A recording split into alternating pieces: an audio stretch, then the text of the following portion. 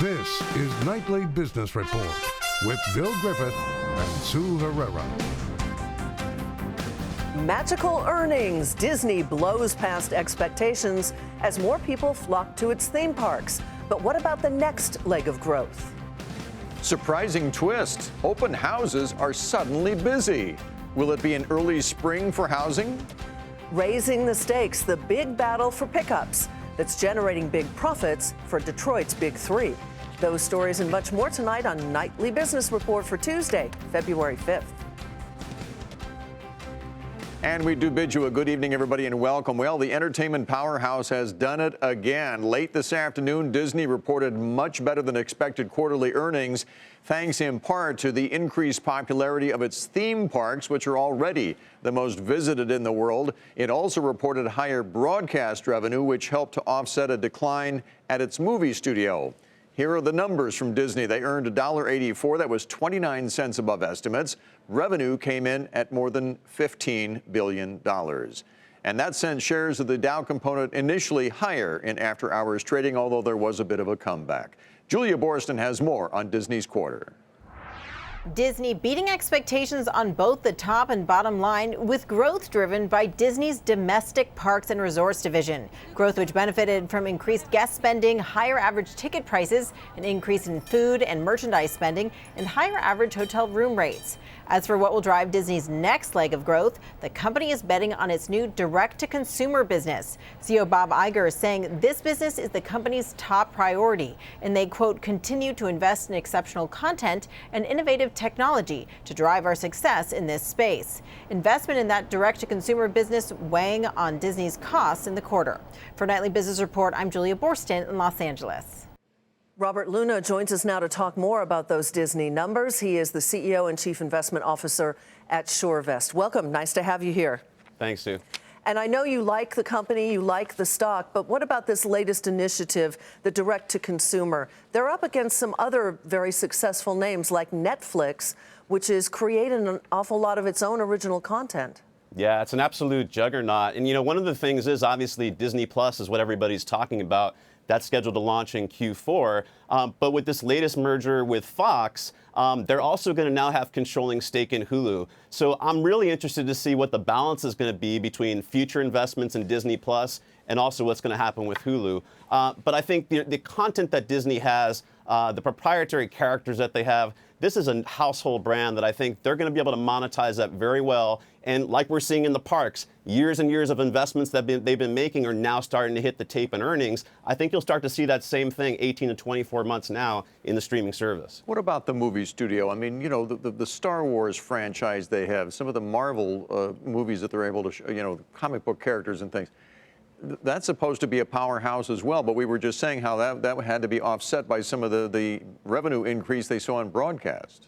Yeah, it was. And they had tough comps. There wasn't a Star Wars film that was in this quarter that they had to compare to last year. But if you look out into the next quarter in June, they have Toy Story 4 that's going to be coming out, which is expected to be a blockbuster. And then in July, they have Lion King. So I think they're going to start hitting on all cylinders with that again. And when you put these things together, Bill, when you got parks and resorts, you have the studios, and you have the media networks, this is really a different company from the traditional media because they're able to take those movies, they're able to take these shows and monetize those across the board. There's not another company out there that's able to do that. And that's why you have a 15% possible upside in the stock?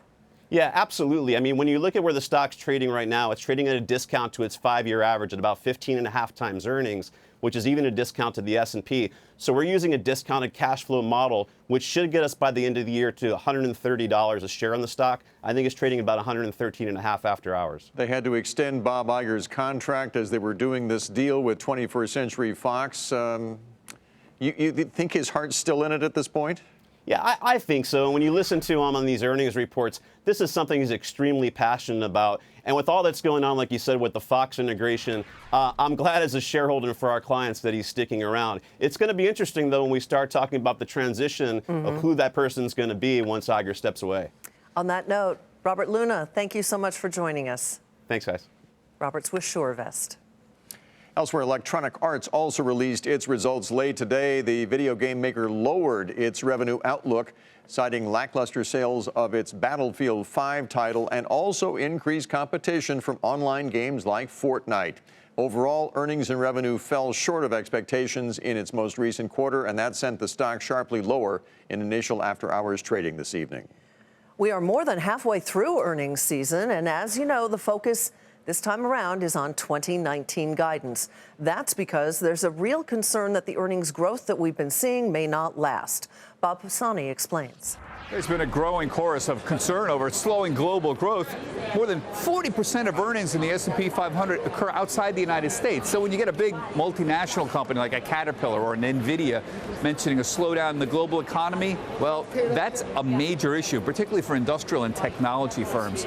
So the battleground is now between those who believe earnings in 2019 will stay lower but still positive, and those who believe that an earnings recession is around the corner. Now, an earnings recession would be 2 or more consecutive quarters of negative earnings growth. That's a big issue, and it's not a trivial question. The last time we saw 2 straight quarters of declining earnings was in 2015 and 2016. The S&P was close to down 0.7% in 2015. That was the only down year from 2009 to 2017. So right now, estimates for first quarter earnings are down to a measly 0.4%. That's a big decline. We were expecting 8% growth for the first quarter at the start of October. And revenue estimates are holding up, but they're down a little bit too. So this begs the question, revenues are still holding up relatively well, but earnings growth is heading towards zero. That's kind of odd. This implies that profit margins are under pressure, mostly because of higher wages and higher raw material costs. We saw that today from a simple company like Church & Dwight. They make well-known consumer products like Arm & Hammer baking soda, OxyClean, and Waterpik devices. They cited rising transportation and raw material costs, partly due to U.S. tariffs. And they started raising prices on their goods, though it hasn't been enough to offset some of the margin pressure. For Nightly Business Report, I'm Bob Pisani at the New York Stock Exchange. And on Wall Street today, stocks climbed to a 2-month high, with the S&P posting its 5th straight gain on these upbeat corporate results. The Dow added another 172 points today to 25,411. The Nasdaq climbed by 54. The S&P added about 13 points. But despite this recent market climb, it's still not clear where stocks go next.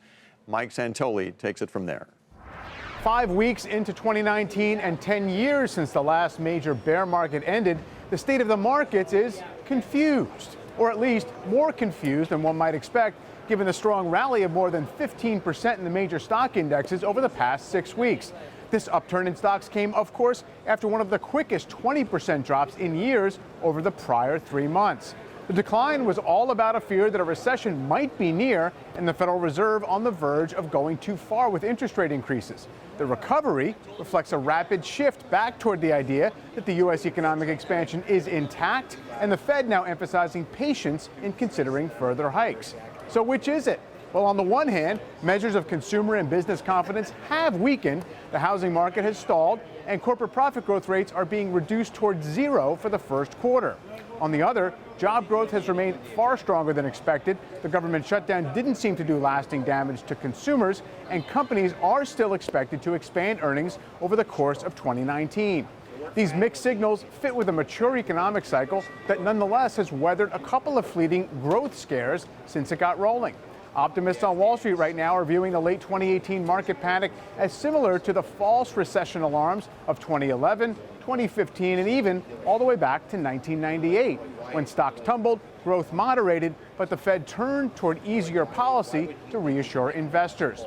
But how much upside can stocks see from here, with unemployment still down near 4%, before the Fed again looks to resume rate hikes? Is a trade deal with China already assumed by investors now? And could the economy and markets handle a more aggressive Fed? Just a few of the questions fogging the outlook for Wall Street after its strong start to 2019. For Nightly Business Report, I'm Mike Santoli. The expansion of the services sector slowed in January, this amid uncertainty around the partial government shutdown. According to a survey from the Institute for Supply Management, a drop in new orders crimped growth, but historically, there is a lull right after the holiday season. The bulk of economic activity comes from the services sector. Time to take a look at some of today's upgrades and downgrades. Bank of America Merrill Lynch added Merck to its US 1 list today. The analyst cited the potential for big returns from that company's cancer drugs. Merck is the firm's #1 pharma pick, as a matter of fact, and shares rose a fraction today to $77.15. Box was initiated with a buy rating in new coverage at Goldman Sachs. The analyst calls it one of the best positioned vendors in cloud content management. Price target now $31. Shares closed at $23.45. That was up nearly 9% in today's trade. Booking Holdings was upgraded to buy from hold over at Deutsche Bank. The analyst cites acceleration in a key hotel booking metric this year. The price target is $2,370. Today's shares crept closer to that target, adding about 2% to close at $19.02 and change. Kraft Heinz was downgraded to hold from buy at Deutsche Bank. The analyst cites competition from private label brands. The price target is $52. Kraft Heinz finished at $48.14, up about 41 cents. Coming up, Democrats and Republicans do have some common ground when it comes to health care. They all want lower drug prices. The state of the pharmaceutical business when we come back.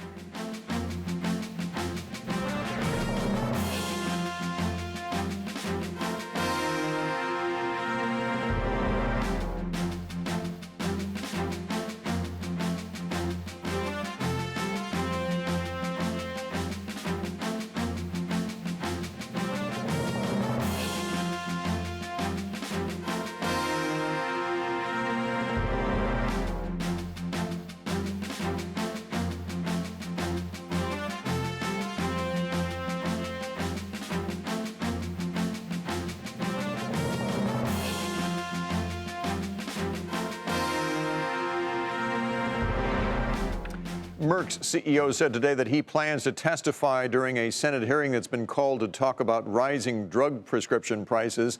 Late yesterday, the chairman and the ranking member of the Senate Finance Committee invited executives from 7 pharmaceutical companies to that hearing, including the CEOs of Bristol Myers Squibb, J&J, and Pfizer. That hearing is scheduled for later this month.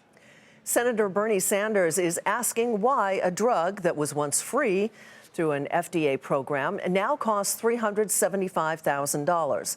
In a letter to Catalyst Pharmaceuticals, the senator called the pricing, quote, corporate greed. He asked the company to explain the decision for the price increase. The drug in question treats a rare neuromuscular disease that weakens muscles and affects about 1 in 100,000 people in the U.S. Catalyst is a small cap stock that has a market cap of about $200 million. The company says it is working on a response to the senator's letter. In the meantime, during tonight's State of the Union address, President Trump is expected to talk about lowering health care costs and sky-high prescription drug prices. Last year, he called that one of his greatest priorities. Chris Meekins is healthcare policy analyst at Raymond James, and he joins us from D.C. tonight. Chris, thanks for joining us tonight. Thanks, Bo. Already the Trump administration has proposed taking back the rebates that pharmacy benefit managers receive from drug makers to try and reduce costs. Is that a step in the right direction in your view? Well, if the goal is to lower list prices, which tend to be driven up by the pharmacy benefit managers and the proportion of profits they get by showing greater rebates, then yes, that's moving in the right direction. I think one of the problems with their plans is that, yes, it'll lower list costs, but at the expense of making drugs cheaper for those that use drugs the most, they're going to increase premiums on everyone else in Medicare Part D. So the question is, are you willing for everyone to pay a little more so that those that need the drugs the most are having to pay a little bit less? But overall, what is it about our system versus systems in other parts of the globe that make drug prices so high and so difficult to reduce in terms of price? Well, I think one of the problems is politicians believe that America really should be the innovation hub for pharmaceuticals in the world. And no one wants to get in the way of developing that next therapeutic that can cure that unknown disease, right? Or can cure that disease that we just don't have a cure for next. And so one of the decisions that was made by the politicians is we believe in a free market system, generally speaking, in the U.S. And so are they willing to increase government regulations at the risk, in their mind, of potentially limiting future innovation? So while other nations in the world are able to set caps in prices, the U.S. really bears the biggest price for all of the innovation that's done throughout the world. Okay, you're saying that politicians believe that. You're the guy that analyzes all of this. Do you believe that? Do you believe we would not be as close to solving cancer or Parkinson's or Alzheimer's if there was a cap on drug prices in this country? No, I don't. Well, I think a cap is questionable. I think that we can take steps to lower drug prices in the country without putting in danger the innovation that our pharmaceutical industry is so renowned for in the world. And how do we do that? What's that step?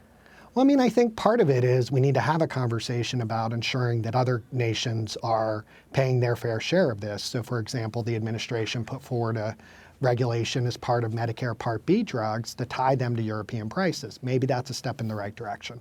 Some politicians are proposing that you maybe allow for Medicare to negotiate drug prices to try to drive down costs. Some believe that if you're able to lower list prices through really targeting the pharmacy benefit managers, that it'll drive down costs for consumers at the pharmacy. So there's a lot of little steps that people are proposing to take, each of which may help move in the right direction. There's not a silver bullet to solve this for Americans. Just as there isn't for the cure for cancer and other diseases as well. Chris Meekins with Raymond James, again, thanks for joining us tonight. Thanks. Estee Lauder shares getting a makeover. That's where we begin tonight's market focus. The cosmetics company said that its quarterly profit more than quadrupled, driven by stronger sales of its skincare products. Management issued an upbeat outlook for the next 6 months, even as demand in China is expected to moderate. Estee Lauder rose more than 11% today to $152.02.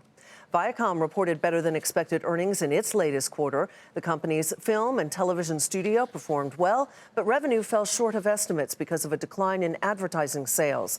Viacom also plans to enter a production deal with Netflix through its Nickelodeon Kids division. Shares rose 3% to $30.33.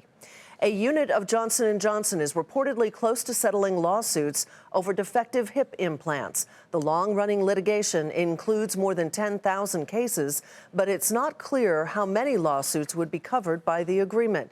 J&J has said that it acted responsibly and appropriately in the development, testing, and marketing of the devices. On the day, the shares were unchanged at $132.88. BP had better than expected profits. It was driven in part by a big increase in the energy giant's oil and gas output.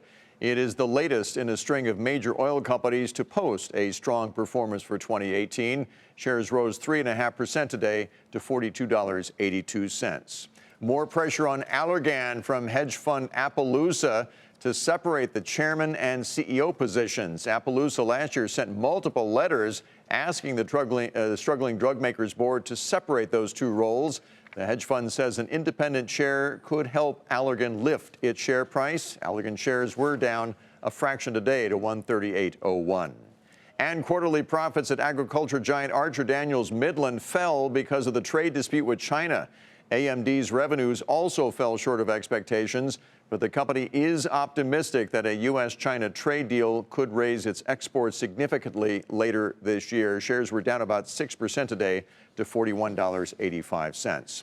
Tyson Foods has reportedly held talks to buy Foster Farms for roughly $2 billion, but CNBC says the two companies so far have disagreed over a price, and talks therefore could fall apart at any rate. But right now, a potential deal still is at least several weeks away. Tyson shares were down 9 cents to $61.69. Finally, Snap reported record revenue up more than 35%, and that narrowed its quarterly loss. The social media company was helped by an increase in online advertising sales. Snap has yet to report a profit as a publicly traded company. The stock rallied in initial after-hours trading tonight. It finished the regular session with a 1.5% gain to $7.04.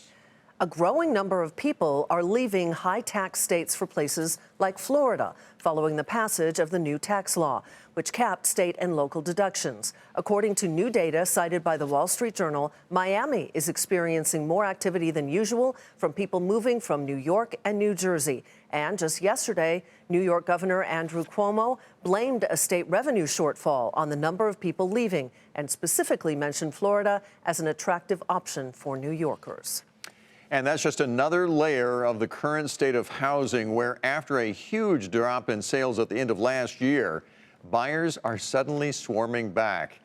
Is it an early spring or is something else at play? Diana Olick takes a look. At a Sunday open house in suburban Dallas, there was a traffic jam on the main stairway. Buyers buoyed by an unexpected drop in mortgage rates in December. Interest rates are low. They're on the decline, which is great. Precisely why Selena Vittorio and her family of 5 are hoping to get out of their rental now and into a home of their own. Not only are mortgage rates down from a recent peak in November, but home prices are also pulling back. More sellers cut their home prices in January, according to Realtor.com. When you see those numbers start coming down, you want to, oh, okay, this is the time to buy. Because you certainly don't want to buy at the top of the market. But let me show you this. Dallas area agent Laura Barnett said the renewed interest caught her and her colleagues off guard, in a good way. We actually did get a surge of buyers coming in.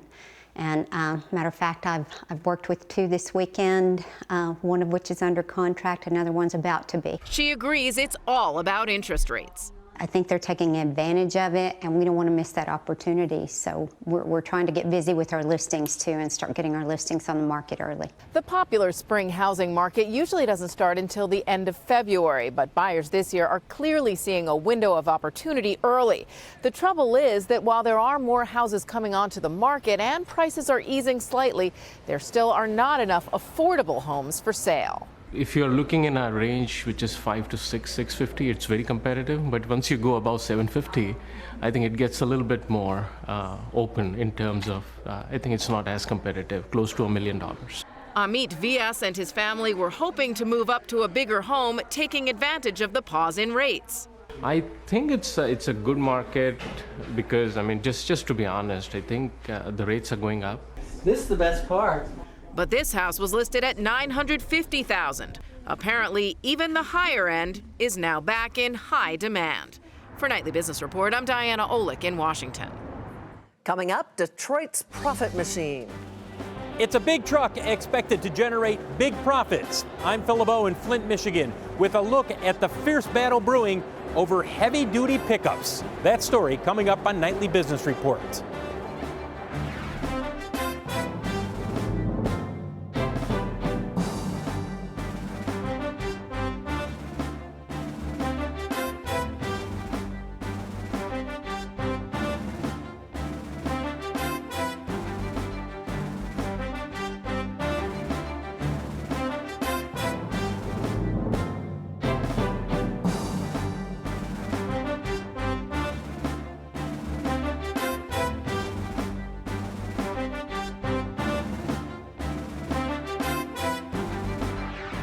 The National Retail Federation is forecasting a climb in retail sales this year. The nation's largest retail trade group is calling for consumer spending between 3.8 and 4.4% this year to about $3.8 trillion. But the trade group acknowledges that the ongoing trade war with China and a volatile stock market could alter that forecast. Fiat Chrysler is recalling more than 880,000 pickup trucks worldwide to address steering and pedal issues. The recall involves certain Ram vehicles. There have been reports of 1 injury and 8 accidents that may be related to that issue. Pickup trucks are big business, and they're at the center of the latest battle between the big 3. Today, General Motors unveiled its new heavy-duty pickup in the hopes of strengthening one of its most profitable models. Phil LeBeau has more from GM's truck plant in Flint, Michigan.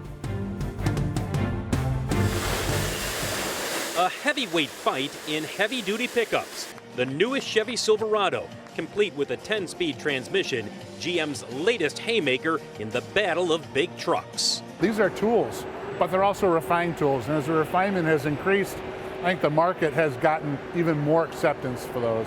very important for us. Not to be outdone, Ford is also rolling out a new heavy-duty F-Series with a bigger engine and more power, while Ram executives say their new heavy-duty pickup will be able to tow loads weighing as much as 5 African elephants, the kind of capability companies and contractors are looking for in a work truck. We'd say the part of the business that the manufacturers are protecting the most, nurturing, not taking too many chances with, is that what we call the professional market. Yes, the pickup truck market, and specifically the heavy-duty pickup truck market. That's why these pickups are so important.